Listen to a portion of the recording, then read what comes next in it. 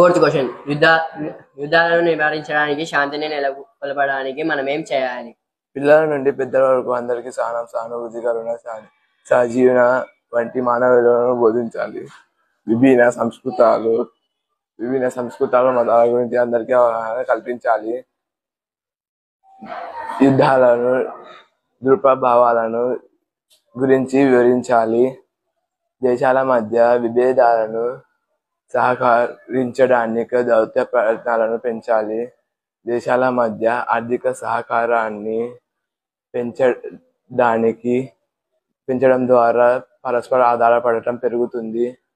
పేదరికం, అసమానత, అవినీతి వంటి సామాజిక సమస్యలను పెంచడం ద్వారా యుద్ధాలకు కారణమయ్యే